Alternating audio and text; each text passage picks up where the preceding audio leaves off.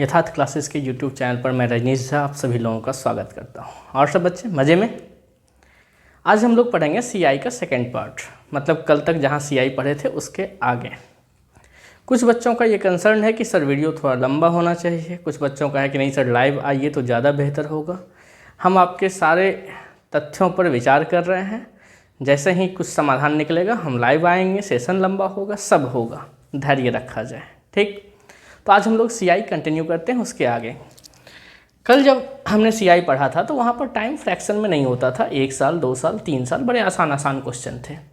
आज का जो पहला क्वेश्चन है इसमें है कि प्रिंसिपल दे रखा है 1470, रेट दे रखा है 14 होल 2/7% पर एनम, टाइम दे रखा है 1 ईयर 4 मंथ्स और पूछा है सीआई क्या होगा। ओके बच्चे, तो सबसे पहले हम यहाँ भी वही करेंगे जो करते आ रहे हैं, मतलब रेट को सबसे पहले फ्रैक्शन में रखेंगे। ओके, तो कितना हो गया ये 1/7। अब समस्या क्या है दोस्त, की समस्या है 1 ईयर 4 मंथ।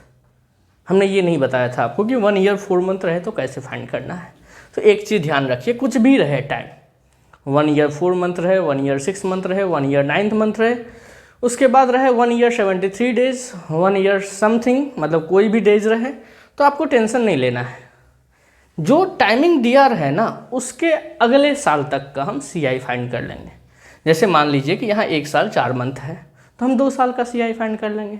अगर 2 साल समथिंग रहता तो हम 3 साल का सीआई फाइंड कर लेते। समझ रहे हैं बातों को? जो भी दिया रहेगा टाइमिंग उसके अगले वाले बाउंड्री पे हम लोग चले जाएंगे कि हाँ भाई इतने साल का सीआई पहले फाइंड कर लेते हैं। तो देखिए 1470 रुपये का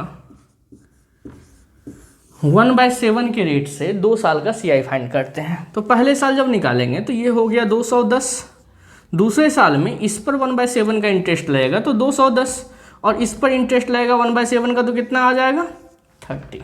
कोई समस्या नहीं। अब देखिए बच्चे की टाइमिंग क्या था, 1 साल 4 महीना, 1 साल का सीआई तो ये हो गया 210 और 4 महीना चाहिए, बट हमने फाइंड कितने का किया, सेकेंड ईयर का, मतलब सेकेंड ईयर में कितने महीने, 12 महीने। तो 12 महीने का सीआई ये हो गया 210 + 30 कितना 240, मतलब 12 महीने का सीआई है 240। तो 1 महीने का सीआई कितना हो गया 20, तो 4 महीने का सीआई कितना हो जाएगा 20 × 4 80। आ रही बात समझ में?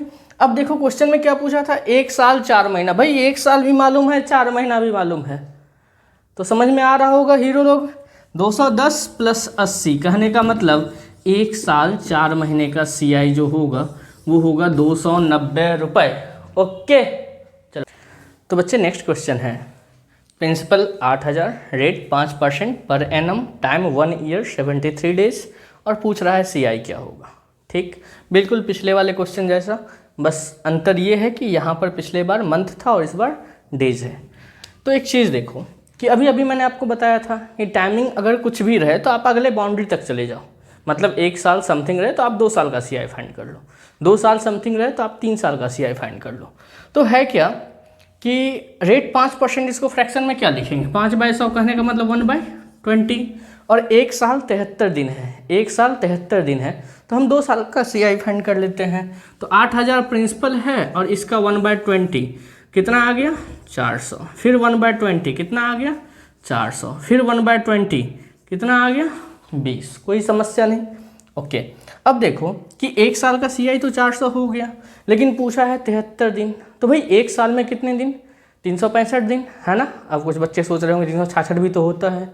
भाई जब होता है तब वो लीप ईयर होता है, और जब लीप ईयर होता है तो वो मेंशन रहेगा कुछ ना कुछ क्वेश्चन में, सन 2000 ईस्वी में, सन 2004 में, सन 2008 में, ऐसा कुछ मेंशन रहेगा, तब आप चेक कर लेना कि लीप ईयर है कि नहीं। अगर कुछ नहीं है तो आप नॉर्मल ईयर लेके बनाना। तो साल में कितने दिन हो गए 365 दिन, तो भाई 365 दिन का इंटरेस्ट ये हो गया 420, तो 365 दिन का इंटरेस्ट हो गया 420। अब देखो हमें कितने दिन का चाहिए 73 दिन का, तो इधर अगर 5 से डिवाइड कर दें तो 365/5 73 आ जाएगा, तो इधर भी 5 से डिवाइड कर देते हैं, या 1 दिन करके भी आप निकाल सकते हो। तो भाई 5 से इधर भी डिवाइड कर दो और 5 से इधर भी, तो ये हो गया 73 दिन का सीआई, ये हो गया 5 × 8 40 और ये 4, तो 1 साल का 400 और 73 दिन का कितना 84, तो टोटल सीआई जो होगा वो होगा 400 + 84, कहने का मतलब 484। ओके, समझ में आ रहा होगा बच्चे। तो देखिए बच्चे नेक्स्ट क्वेश्चन। देखिए यहाँ पर क्या किया है, प्रिंसिपल दे रखा है 5000, R1 दे रखा है 2%, R2 दे रखा है 3%। मतलब अभी तक जो क्वेश्चन थे वहाँ पर एक रेट परसेंट देता था, यहाँ पर 2 रेट परसेंट दे दिया गया है। मतलब रेट इन फर्स्ट ईयर और रेट इन सेकेंड ईयर, ऐसे करके ही हम लोग आगे बढ़ेंगे धीरे धीरे धीरे धीरे। जैसे आप साइकिल सीखते हो तो NH पे जाके नहीं सीखते होगे, वही पहली बार लोग ग्राउंड में साइकिल सीखता है, फिर धीरे धीरे सड़क पर आता है, मतलब गली में आता है, फिर मनपसंद गली तक जाता है, फिर कॉन्फिडेंस आ जाता है ना। तो बस वही आराम से पढ़ेंगे और धीरे धीरे सारे लॉजिक को समझते जाएंगे, फिर आप कोई भी क्वेश्चन आराम से कर पाओगे। इसमें ये कहने की जरूरत नहीं होगी कि नहीं नहीं आप आग लगा दोगे, ऐसा कुछ नहीं होता है। आप कॉन्सेप्ट सीखो, पक्का आग ही लगाओगे और कुछ नहीं करोगे। ओके, तो देखते हैं नेक्स्ट क्वेश्चन। प्रिंसिपल 5000 है, R1 2%। R1 2% कहने का मतलब कितना हो गया, 2/100 मतलब 1/50, कोई समस्या नहीं। 3% कहने का मतलब कितना हो गया, 3/100। अब देखो R1 मैंने कहा rate in first year, R2 rate in second year, मतलब अलग अलग साल में अलग अलग इंटरेस्ट रेट। ओके, तो देखो प्रिंसिपल 5000 है और रेट जो है 1/50 है। 1/50 कहने का मतलब फर्स्ट ईयर में इंटरेस्ट कितना आ गया, 100 रुपये। सेकेंड ईयर में देखो, सेकेंड ईयर में रेट कितना है भाई, 3/100। तो इसका 3/100 करेंगे तो 150, और इसका 3/100 करेंगे तो 3/100, कहने का मतलब 3, कोई समस्या नहीं। अब पूछा क्या है, मतलब टाइम कितना दे रखा है, 1 साल 73 दिन। तो भाई 1 साल का इंटरेस्ट तो ये हो गया, और ये कितने दिन का इंटरेस्ट हुआ, 365 दिन का। तो भाई 365 दिन का इंटरेस्ट जो है ये है 153 रुपये। तो भाई 73 दिन का 5 से डिवाइड कर देते हैं ना। अगर मान लो कुछ और रहता तो 1 दिन का निकालते, फिर उतने दिन का निकालते। तो यहाँ 73 है, मतलब बहुत ही आसान है, 5 से इधर भी डिवाइड कर दो, 5 से इधर भी। तो ये हो गया 73 दिन का इंटरेस्ट कितना, 30.6। तो अब 1 साल 100 और 73 दिन 30.6, तो टोटल CI जो हुआ वो 100 + 30.6, कहने का मतलब 130.6। 130.6 आई बात समझ में, पक्का ना। देख लो, फिर से देख लो, नहीं समझ में आया तो ओके। तो देखिए बच्चे नेक्स्ट क्वेश्चन। इस वाले क्वेश्चन की खासियत देखिए कि यहाँ 2 रेट दिया है और यहाँ पर प्रिंसिपल पूछ लिया है, मतलब रेट इन फर्स्ट ईयर और rate in second year. R1 R2 लिखने का मतलब समझ लीजिए। तो हम क्या करेंगे, सबसे पहले रेट को फ्रैक्शन में करेंगे, ये तो करना ही है, समझ रहे ना बच्चे। 7/100 इसको कर देते हैं, 8/100 मतलब 2/25 इसको कर देते हैं। अब अगर 2/25 इसको नहीं करते तो कोई बात नहीं, 100 को 100 से गुना कर देते हैं, मतलब डिनोमिनेटर को इनटू कर देना है। कई बार लोग डिनोमिनेटर का LCM भी ले लेते हैं, उससे भी कोई आपत्ति नहीं है। कई बार लोग फ्रैक्शन में चेंज नहीं करते हैं, सीधे जितना बार रेट रहता है उतने 100 को गुना कर देते हैं। कैलकुलेशन थोड़ा लंबा जाता है लेकिन उससे भी आंसर आता है। बट हम लोग क्या करेंगे कि रेट को फ्रैक्शन में कर लेंगे और शॉर्टेस्ट फ्रैक्शन में करेंगे। तो यहाँ डिनोमिनेटर कितना है 25 और यहाँ डिनोमिनेटर कितना है 100। तो जैसे एक रेट रहता था उस पर हम क्या करते थे, टाइम का पावर। अगर रेट अलग अलग दिया रहे तो भाई जितना रेट दिया रहे सबके फ्रैक्शन को इंटू करके P मान लीजिए। लेट P = 25 × 100 कितना हो गया बच्चे, 2500 है ना। तो 2500 हो गया आपका प्रिंसिपल, ये माना हुआ है। ओके, तो 2500 प्रिंसिपल है। तो पहले साल इंटरेस्ट कितना है 7/100, तो इसका 7/100 करेंगे तो 2500 × 7/100, 00 कैंसिल, 25 × 7 175।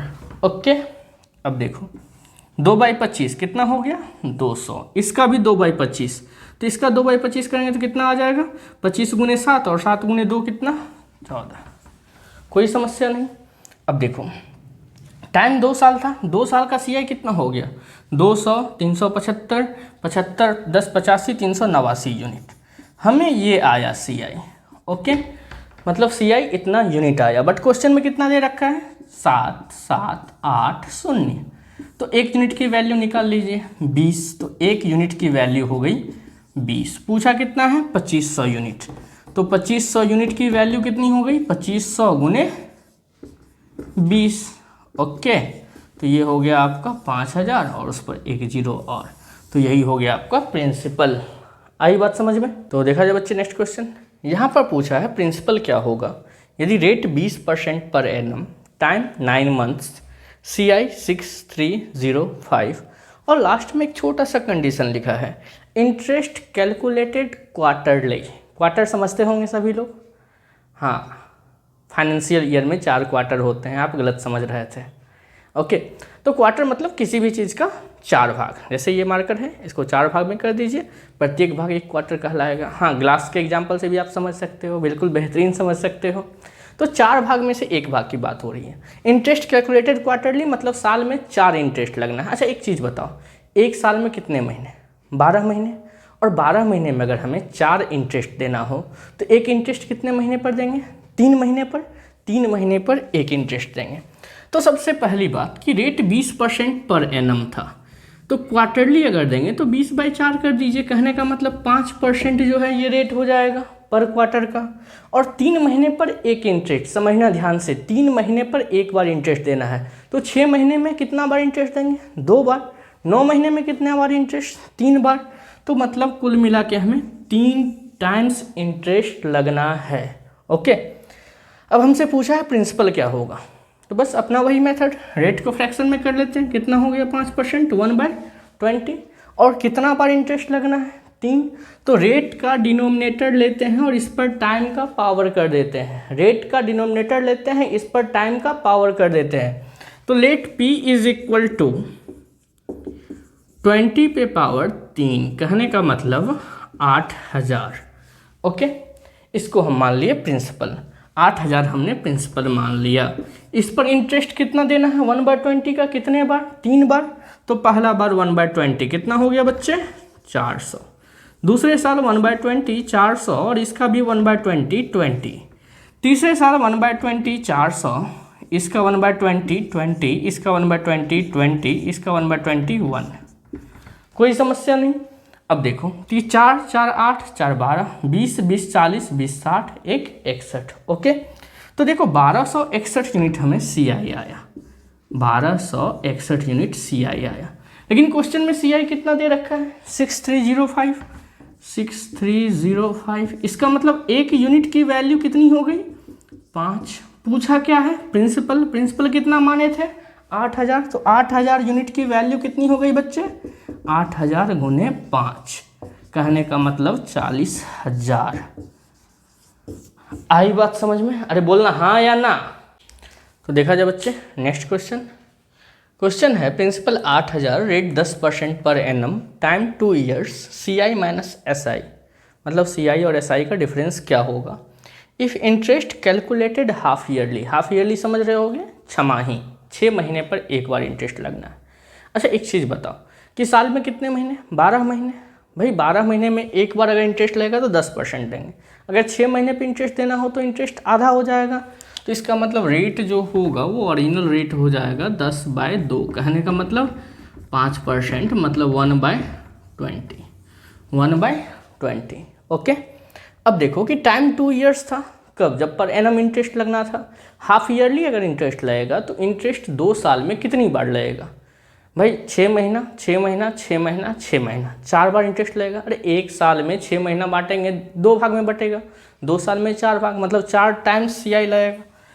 तो टाइम जो है वो 4 टाइम्स हो जाएगा। ओके, अब पूछा है हमसे कि CI और SI का डिफरेंस क्या होगा। प्रिंसिपल दे रखा है 8000, तो लो प्रिंसिपल 8000 लिख दे रहे हैं। अब 1/20 का इंटरेस्ट लगना है, तो 1/20 का इंटरेस्ट लगना है तो पहली बार कितना? 400, दूसरी बार कितना? 400 और 20, तीसरी बार कितना? 420 20 और 1/20, इसका 1/20 निकाले तो 1। चौथी बार कितना? 420 20 20 1 1 1 0.05। समझना, जादू वादू नहीं हो रहा है, एकदम कॉन्सेप्ट से यहाँ भी चल रहे हैं जैसे चलते आ रहे थे। जैसे 8000 है ना, 4 बार इंटरेस्ट देना है। पहली बार 1/20 कितना हो गया? 400। दूसरी बार इसका 1/20 400 और इसका 1/20 20। हर साल पिछले वाले सभी इंटरेस्ट पर इंटरेस्ट लगता है। तीसरे साल इसका 1/20 400, इसका 1/20 20, इसका 1/20 20, इसका 1/20 1। चौथे साल इसका 1/20 400, अब इसका 1/20 20, इसका 1/20 20, इसका 1/20 20, इसका 1/20 1, इसका 1/20 1, इसका 1/20 1, इसका 1/20 0.05। ओके। पूछा है हमसे सी आई और एस आई का डिफरेंस। कल मैंने बताया था कि फर्स्ट रो को छोड़ के बाकी जो बचे उसी को सी आई और एस आई का अंतर कहेंगे। क्यों कहेंगे, ये पिछले वाले वीडियो में समझाया है।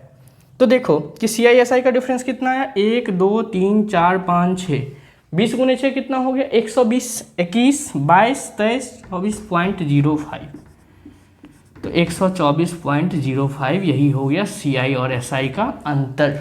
ओके बच्चे, तो आज के लिए इतना ही। बाकी सभी लोग लाइक कमेंट शेयर वगैरह कीजिएगा, क्या समस्या है ये बताइएगा। आपके सारे समस्या हमें ध्यान में है, हम सभी को सॉर्ट आउट करेंगे जल्द ही, लेकिन शेयर करना ना भूलें। ओके, और आराम से देखिए, सब समझ में आएगा, क्वेश्चन बनेगा, आराम से बनेगा। ओके, आज के लिए इतना ही, बाय बाय।